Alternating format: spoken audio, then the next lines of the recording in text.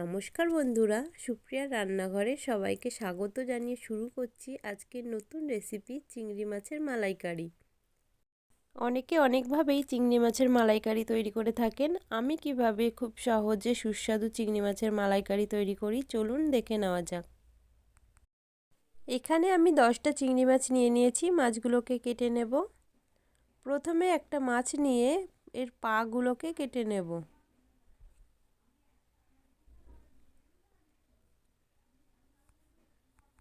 পাগুলো কাটা হয়ে গেলে মাথার ওপরে যে শক্ত ধারালো অংশটা আছে ওটাকে কেটে নিলাম।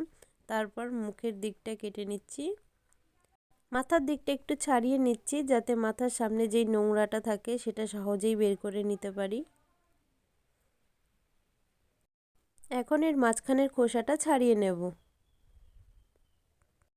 লেজের দিকটার মাথার খোসাটা এখন আমি ছাড়াবো না।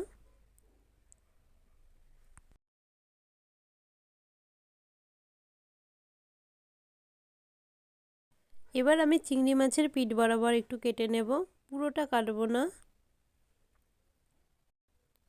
দেখুন কালো মতন একটা আছে, ওইটাকে ফেলে দিতে হবে।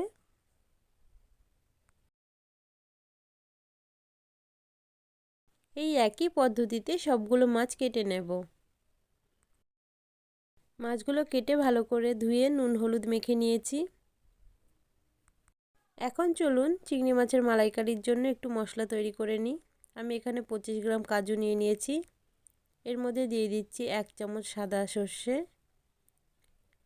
1 চামচ কালো সর্ষে, 1 চামচ পোস্ত। এটার একটা মিহি পেস্ট তৈরি করে নিচ্ছি। অন্যদিকে আদা, কাঁচা লঙ্কা, টমেটো নিয়ে নিয়েছি। এগুলোরও পেস্ট তৈরি করে নেব।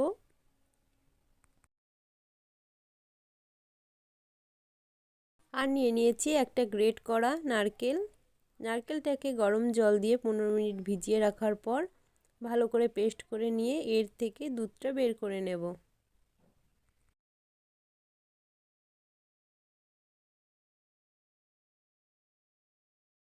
এবার আমি মাছগুলো ভাজার জন্য কড়াইতে সর্ষের তেল দিয়ে দিচ্ছি। তেল গরম হয়ে গেলে মাছগুলো হালকা একটু ভেজে নেব। মাছগুলো খুব সাবধানে ভেজে নিতে হবে, নাহলে মাছগুলো ভেঙে যেতে পারে। মাছ ভাজা হয়ে গেছে, এখন তেল থেকে তুলে নিচ্ছি। ওই একইভাবে সবগুলো মাছ ভেজে নেব। সবগুলো মাছ ভেজে নেওয়ার পর ওই তেলের মধ্যেই এলাচ, দারচিনি আর লবঙ্গ দিয়ে দিলাম। গরম মশলাটাকে একটু ভেজে নিয়েই আদা, কাঁচা লঙ্কা, টমেটোর যেই পেস্টটা তৈরি করে রেখেছিলাম সেটা দিয়ে ভালো করে মিশিয়ে নিচ্ছি। মশলাটাকে হালকা একটু কষে নেব। 1 মিনিট মতো মশলা কষার পর এর মধ্যে দিয়ে দিচ্ছি শুকনো লঙ্কার গুঁড়ো, নুন আর হলুদ। আবারও প্রায় 1 মিনিট মতন মশলাটা কষিয়ে নেব।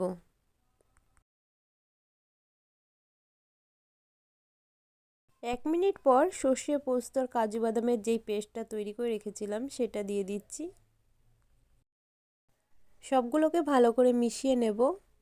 বাটিতে যে একটু পেস্ট লেগেছিল একটু জল দিয়ে সেটাকেও দিয়ে দিচ্ছি। তারপর মশলাটা ভালো করে কষিয়ে নেব। গ্যাসের ফ্লেমটা মিডিয়াম টু লোতে রেখে মশলাটা ভালো করে কষতে হবে। যেহেতু কাজু বাদাম দেওয়া আছে, হাই ফ্লেমে দিলে মশলাটা কড়াইতে লেগে যাবে।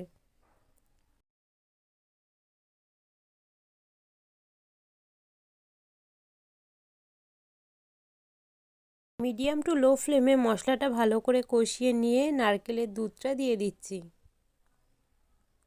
নারকেলের দুধটা দেওয়ার পর গ্যাসের ফ্লেমটা হাইতে করে দিতে হবে। তারপর নেড়েচেড়ে ভালো করে মিশিয়ে নিয়ে কিছুক্ষণ ফুটিয়ে নেব।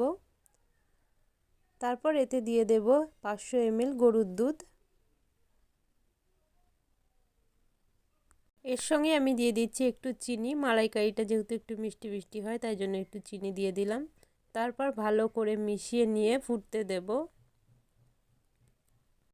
এরকম ফুটতে শুরু করলে গ্যাসের ফ্লেমটা মিডিয়ামে রেখে ভেজে রাখা চিংড়ি মাছগুলো এর মধ্যে দিয়ে দিচ্ছি।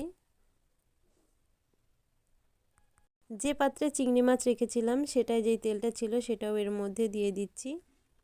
এখন চিংড়ি মাছগুলো ভালো করে নেড়েচেড়ে মিশিয়ে দেব।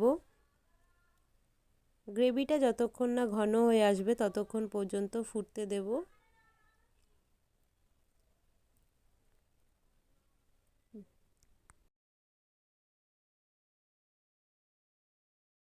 গ্রেভিটা ঘন হয়ে গেছে, চিংড়ি মাছের মালাইকারি অলমোস্ট রেডি। এবার এর মধ্যে দিয়ে দিচ্ছি 1 চামচ ঘি। ঘিটা ভালো করে মিশিয়ে নিলেই চিংড়ি মাছের মালাইকারি পুরোপুরি তৈরি।